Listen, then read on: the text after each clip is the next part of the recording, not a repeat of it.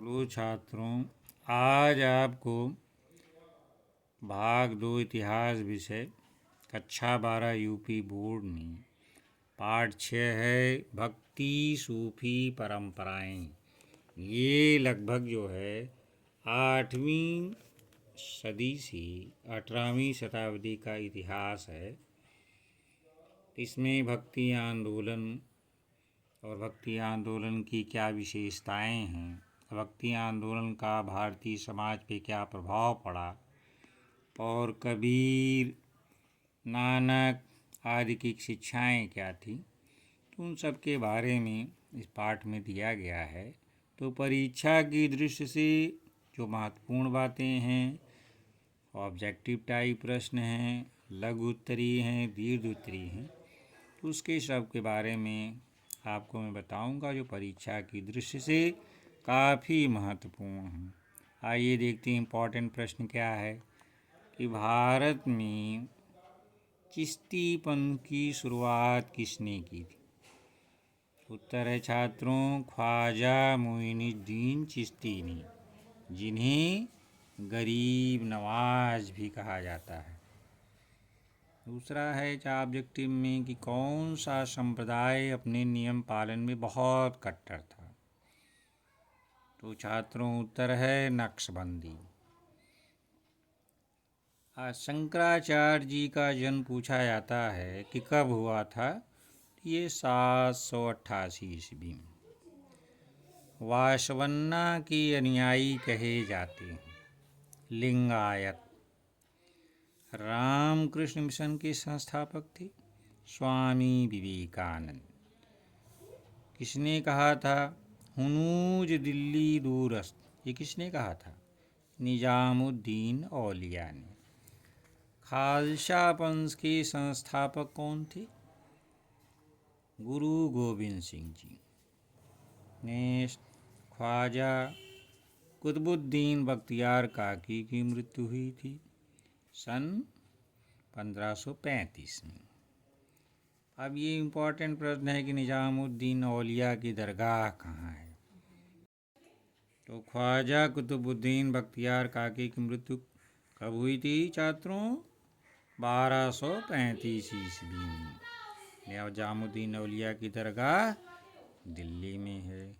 अब क्वेश्चन आता है कि लघु में 50 शब्दों में आता है कि प्रारंभिक भक्ति आंदोलन किसके नेतृत्व में हुआ था। उत्तर है छात्रों प्रारंभिक भक्ति आंदोलन। ये कब शुरू हुआ था प्रारंभिक भक्ति आंदोलन। शुरुआती लगभग छठवीं शताब्दी में तमिलनाडु में आलावार किसके भक्त थे विष्णु भक्त। और नयनार कौन थे शिव भक्त। इनकी नेतृत्व में हुआ था। यानी तमिलनाडु में आलावारों और नयनारों के नेतृत्व में हुआ। ये लोग क्या करते थे, एक स्थान से दूसरे स्थान पर भ्रमण करते हुए तमिल भाषा में इष्ट की स्तुति में भजन गाते थे। वे अपनी यात्रा के दौरान आलावार और नयनार संतों ने कुछ पावन स्थलों को अपने इष्ट का निवास स्थल घोषित किया। इन्हीं स्थलों पर बाद में विशाल शिव मंदिरों का निर्माण हुआ और वे तीर्थ स्थल माने गए। एक प्रश्न ये है कि प्रारंभिक भक्ति आंदोलन किसकी नीति में, इसका उत्तर ये है। अब छात्रों दूसरा देखते हैं खानकाह से आप क्या समझते हैं। उत्तर है खानकाह जो है ये एक फारसी भाषा का शब्द है जिसका मतलब क्या होता है छात्रों आश्रम। खानकाह में पीर यानी सूफी संत अथवा गुरु, जो मुस्लिम गुरु होते थे तो उनको पीर कहें चाहे गुरु कहें, वे अपने मुरीदों यानी शिष्यों के साथ रहते थे। तो खानकाह का क्या अर्थ है, एक तरह से आश्रम है जिसमें सूफी संत और शिष्य लोग उनके रहते थे। एक और प्रश्न आता है कि दक्षिण भारत का कौन सा ग्रंथ ऐसा है जो तमिल वेद के नाम से जाना जाता है? उत्तर है छात्रों, आलावार संतों की एक मुख्य काव्य संकलन, ये नाम याद कर लें, नलइरा दिव्य प्रबंधम। बेकट में 4000 पाउंड रचनाएं, इन इसी को तमिल वेद के नाम से जाना जाता है। इस ग्रंथ का महत्व जैसे संस्कृत में वेद होते हैं जो ब्राह्मणों द्वारा रचित हैं, उतना ही महत्व इस तमिल ग्रंथ का भी है। छात्रों, खालसा पंथ की स्थापना किसके द्वारा की गई थी और उनके प्रमुख योगदानों का उल्लेख कीजिए। सिखों के 10वें गुरु गोबिंद सिंह जी ने 1699 ईस्वी में बैसाखी के दिन खालसा का मतलब क्या होता है छात्रों? पूर्णतः शुद्ध। खालसा का मतलब क्या होता है? पूर्णतः शुद्ध अथवा ईश्वर द्वारा चुने गए सिखों के संगठन की स्थापना की। उन्होंने यानी गुरु गोविंद सिंह जी ने सिख समुदाय को एक महत्वपूर्ण सामाजिक धार्मिक सैन्य संगठन के रूप में बदल दिया। अब छात्रों, ये भी लग में आता है, गुरु नानक की 4 शिक्षाओं का वर्णन करिए, यानी उनकी कुछ शिक्षाएं बताइए। तो गुरु नानक देव जी की 4 शिक्षाएं निम्नलिखित है। क्या है? पहला छात्रों, ईश्वर और मानव जात की एकता पर बल, यानी मानव और ईश्वर एक ही हैं, हर अंग के अंदर आत्मा में ईश्वर निवास करता है, तो यानी मानव और ईश्वर में एकता पर बल दिया गया। कर्म कांडों के स्थान पर वो भक्ति का समर्थन किया गया। अच्छाई को अपनाने की सलाह दी गई और बुराई को छोड़ देने का आदेश दिया गया।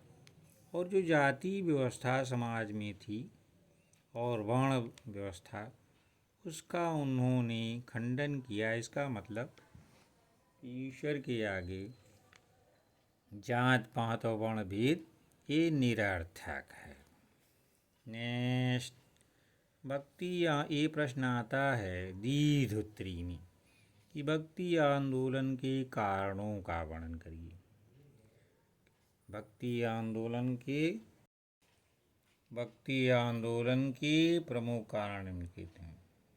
पहला है मुस्लिम शासकों की बर्बर शासन से कुंठित और उनके अत्याचारों से जो त्रस्त जनता, पीड़ित जनता, हिंदू जनता ने ईश्वर की शरण में अपने को अत्यधिक सुरक्षित महसूस करके भक्ति मार्ग का सहारा लिया। यानी हिंदू जो शासक थे, उनकी जो नीतियाँ थीं उनसे परेशान होकर के अधिकांश हिंदू जनता जो है ईश्वर की शरण में चली गई कि भगवान की भक्ति के सहारे ही उनका कल्याण हो सकता है। दूसरा है छात्रों, हिंदू और मुस्लिम जनता में आपस में सामाजिक सांस्कृतिक संपर्क से दोनों के मध्य सद्भाव, सहानुभूति और सहयोग की भावना का विकास हुआ। इस कारण से भी भक्ति आंदोलन के विकास में सहयोग मिला। तीसरा है सूफी संतों की उदार और सहिष्णुता की जो भावना थी तथा एक ईश्वर में उनका जो विश्वास था, एक ईश्वरवाद में, उनकी प्रबल निष्ठा ने हिंदुओं को प्रभावित किया, जिस कारण से हिंदू इस्लाम के सिद्धांतों के निकट संपर्क में आए। हिंदुओं ने सूफियों की तरह एक ईश्वरवाद में विश्वास करते हुए ऊंच नीच, जात पात का विरोध किया। शंकराचार्य जी का ज्ञान मार्ग व अद्वैतवाद अब साधारण जनता के लिए बोधगम्य नहीं रह गया था। मुस्लिम शासकों द्वारा मूर्तियों को नष्ट एवं अपवित्र कर देने के कारण बिना मूर्ति एवं मंदिर की ईश्वर की आराधना के प्रति लोगों का झुकाव बढ़ा, जिसके लिए उन्हें भक्ति मार्ग का सहारा लेना पड़ा। तत्कालीन भारतीय समाज में शोषणकारी व्यवस्था के कारण निचले वर्णों की स्थिति अत्यंत दयनीय थी। भक्ति संतों द्वारा दिए गए सामाजिक सौहार्द और सद्भाव के संदेश ने लोगों को प्रभावित किया। अब आए देखते हैं छात्रों, दूसरा द्वितीय प्रश्न है कि भक्ति आंदोलन की जो मेन विशेषताएं, मुख्य विशेषताओं का विश्लेषण करिए और भक्ति आंदोलन का भारतीय समाज पर क्या प्रभाव पड़ा। उत्तर है छात्रों, पहले क्या लिखेंगे, भक्ति आंदोलन की मुख्य विशेषताएं, ये हेडिंग डालेंगे। अब भक्ति आंदोलन की मुख्य विशेषताएं इस प्रकार हैं। भक्ति आंदोलन जो है एकेश्वरवाद यानी एक ईश्वर की उपासना पर केंद्रित। इनके लिए राम और रहीम, ईश्वर और अल्लाह, एक ही भगवान के अलग अलग नाम थे। इनको चाहे जिस नाम से पुकारा जाए वही सर्वोच्च है। दूसरे शब्दों में उन्होंने ईश्वर एक ही है इसी एकता पर बल दिया, यानी नाम भले अलग अलग हों, ईश्वर एक ही है। दूसरा है छात्रों, दूसरी विशेषता यह है कि भक्ति या भगवान की भक्ति पर बहुत जोर दिया गया, क्योंकि मोक्ष प्राप्त करने का भक्ति ही एक महासाधन। भक्ति ज्ञान या कर्म, यानी ज्ञान से प्राप्त होगी, कर्म से, उस दोनों की अपेक्षा भक्ति मार्ग को श्रेष्ठ बताया गया। अच्छा, भगवान की पूजा करने के लिए जो समारोह है, यज्ञ है, पूजा पाठ, ये सब जैसी औपचारिकताओं की आवश्यकता नहीं रह गई थी। भक्ति आंदोलन ने गुरु की आवश्यकता की बताई है। श्री कबीरदास जी कहते हैं, गुरु गोविंदो खड़े काके लागू पाएं। तो ऐसे दोहे में गुरु की आवश्यकता पर बल दिया गया है। इस अंतिम लक्ष्य को यानी मोक्ष को प्राप्त करने के लिए भक्त जो है गुरु की शरण लेगा, वही मार्गदर्शन करेगा। एक जो सच्चा गुरु होता है वो भगवान को पाने का मुख्य स्रोत था। गुरु ही अकेले उचित मंजिल तक पहुंचाने के लिए प्रकाश का मार्ग दिखा सकता था। ये गुरु भक्त को दुनिया से आध्यात्मिक दुनिया में ले जा सकता है। नेक्स्ट, सार्वभौमिक भाईचारा की समानता, यानी सभी लोग भाईचारे से रहें, सब बराबर हैं, ये भक्ति आंदोलन की महत्वपूर्ण विशेषता थी। इस आंदोलन ने जो नस्लीय भेद होता है, धर्म के आधार पे, जाति के आधार पे, सामाजिक ऊंच नीच के आधार पे, उसके खिलाफ ये लोगों ने, संतों ने उठाई थी आवाज़। ये माना गया कि भगवान की जो सभी, ईश्वर ने सभी को रचा है, तो ईश्वर के दृष्टि में सभी समान हैं, तो इसीलिए सभी इंसानों के साथ समान व्यवहार किया जाना चाहिए। जो भक्ति संत थे नेक्स्ट, वो मूर्ति पूजा का दृढ़ता से का खंडन करते हैं। उन्होंने कर्मकांड, झूठी प्रथाओं, अंधविश्वासों, हठधर्मिता की निंदा की, इन सब चीज़ों की बड़ी निंदा की। और इनके लिए जो अनुष्ठान किए जाते हैं भगवान को प्राप्त करने के लिए, या बलिदान, बलि प्रथा थी, ये सब निरर्थक कहा। ये निराकार ईश्वर में विश्वास करते थे, जो सर्वोच्च शक्ति थी। कोई भी जाति, रंग, पंथ के बावजूद अगर वो निस्वार्थ ढंग से ईश्वर की साधना करता है तो उसके माध्यम से ईश्वर को प्राप्त कर सकता है। भक्ति आंदोलन ने भक्ति पर बल दिया, उसके लिए स्वयं की शुद्धि बहुत आवश्यक थी। सत्यवादिता है, अहिंसा है, सद्भाव, नैतिकता, मानवतावादी मूल्यों के सकारात्मक सिद्धांत उनके पंथ आदर्शवाद थे। नेक्स्ट, ईश्वर के प्रति आत्मसमर्पण पर बल दिया गया। पूर्ण समर्पण, इन ईश्वर के समक्ष अपने को पूरा समर्पित कर देना। तो अगर ये नहीं करते हैं तो उसके बिना जो उपवास है, तीर्थ यात्रा है, नमाज पढ़ना या देवताओं की जो पूजा करना है वो व्यर्थ माना गया। इन ईश्वर के प्रति पूर्ण समर्पण ही मोक्ष की ओर ले जाता है। तो ये भक्ति आंदोलन की विशेषताएं थीं।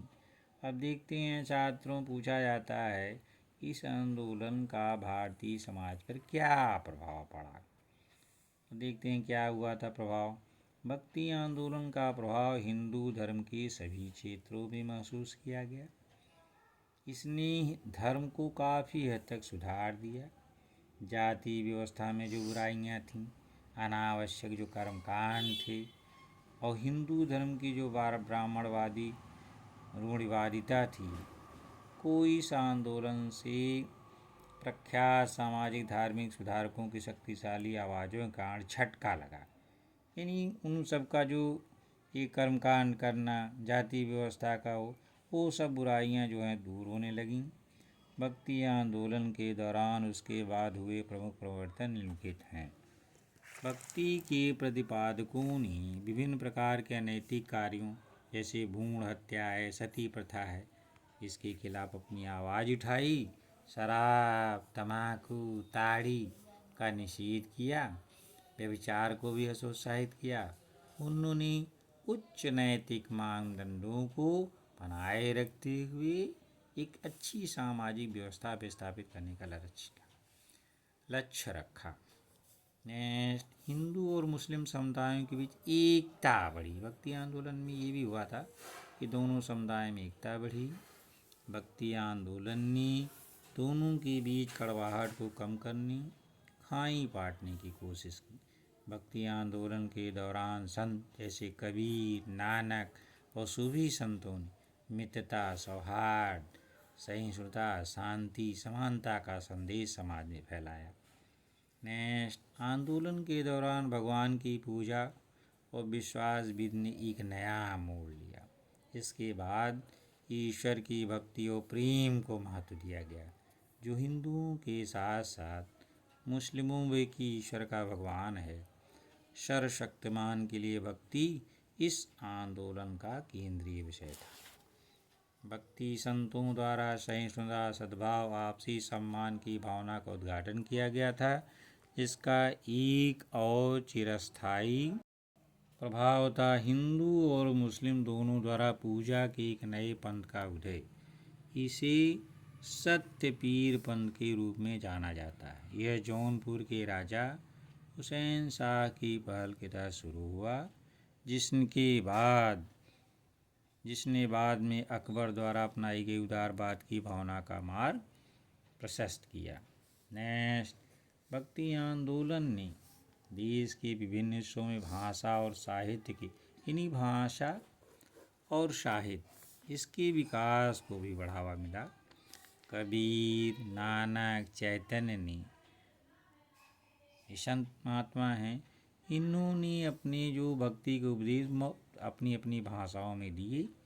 हिंदी में कबीर ने दिया, गुरमुखी में नानक जी ने दिया और बंगाली में चैतन्य महाप्रभु ने। इसीलिए बाद के भक्ति साहित्य को इन भाषाओं में संकलित किया गया और कई मुस्लिम लेखकों ने भी संस्कृत जो रचनाएं थीं उनका क्षेत्रीय भाषाओं में अनुवाद किया। उड़ीसा में श्री चैतन्य की भक्ति आंदोलन और मध्ययुगीन वैष्णववाद के कारण उड़िया साहित्य में एक नई प्रवृत्ति शुरू हुई। 5 साहित्यकार अच्युता, बलराम, जगन्नाथ, यशोबात और अनंत ने भक्ति के सामाजिक धार्मिक विस्तार के लिए जाने जाने वाले पंच सखा साहित्य की उम्र को रेखांकित किया। इस तरह से कि लंबे समय तक चलने वाले प्रभावों के साथ मध्ययुगीन समाज के धार्मिक अवसाद को अलग रखा गया शिक्षाओं में दमित वर्णों के लिए एक उपचार बाम के रूप में काम किया। एक उदार और समग्र भारतीय समाज की नींव रखने में एक गहरा बदलाव आया। इन्हीं भक्ति आंदोलन का समाज पे हमारे क्या प्रभाव पड़ा, तो छात्रों इतना लिख देंगे। बहुत ही इम्पोर्टेंट प्रश्न है। भक्ति आंदोलन में नानक और कबीर के बारे में उनकी शिक्षाएं थीं, वो भी आप देख लीजिएगा। वैसे भक्ति आंदोलन की विशेषता और उसका प्रभाव ये निश्चित रूप से पूछा जाता है और द्वितीय उत्तरीय में इनसे प्रश्न बनता ही रहता है। तो छात्रों धन्यवाद।